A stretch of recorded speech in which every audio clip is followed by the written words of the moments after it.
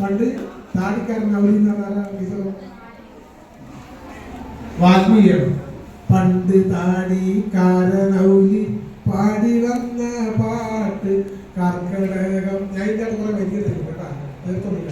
കർക്കടകം കാത്ത് കാത്ത് കുത്തിരിക്കും പാട്ട് കർക്കടത്തിലാണ് അല്ലേ?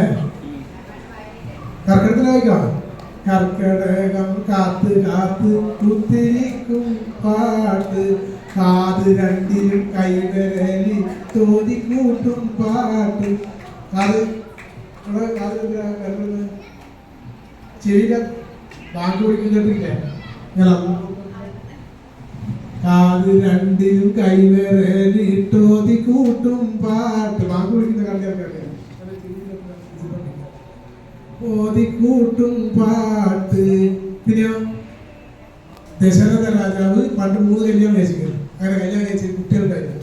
അപ്പൊ കുട്ടികളില്ലാണ്ടപ്പോ പായസം കൂടിച്ച് 3-4 പേരുടെ പാട്ട്. പായസം എന്ന് പറഞ്ഞാൽ ഇന്നത്തെ അരിപ്പായസം പാട്ട് കുടിച്ചിട്ട് ഒരു കാര്യം ഉണ്ടാവില്ല. പൈസയും പോവും, കുട്ടികളുണ്ടാവും. അപ്പൊ അന്നത്തെ എന്തിന് പുത്രകാമേഷ്ടി യാഗത്തിന് കിട്ടിയ പായസം കിട്ടുമെങ്കിൽ നല്ല ജലമുണ്ടാവും. പക്ഷെ ആ കക്ഷികളൊന്നും ഉണ്ടായിരിക്കും. ഇപ്പൊ എല്ലാവരും ഇല്ലല്ലോ, അതുകൊണ്ട് പായസം കിട്ടുമല്ലോ. അപ്പോൾ അങ്ങനെ പായസം കുടിച്ചിട്ട് 3 അപ്പോൾ 3 കൂടി ഒരാൾക്ക് കൊടുത്തിട്ട് അങ്ങനെയാണ് 4 കുട്ടികളുണ്ട്. ഇതൊക്കെയാണ് നന്ദി നാക്കിയ പടച്ചവന്റെ വില്ലൊടിച്ച പാട്ട്. എന്താണെന്ന് അറിയാം?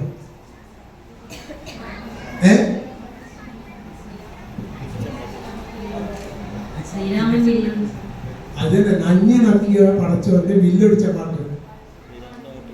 ആരാ നന്ദിയാക്കിയ? നഞ്ഞെന്താന്നറിയാം? നഞ്ഞെന്തിനാ? നാനായി നഞ്ഞറിയ വിഷം.